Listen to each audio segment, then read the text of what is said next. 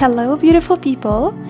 You deserve as much as anybody in the entire universe your love and affection. I am a coffee lover, and a moment with my cup of cappuccino really makes me feel so good. If you're just like me, here is how to make your cappuccino in 2 minutes at home. So let's see what we need. Let's get started.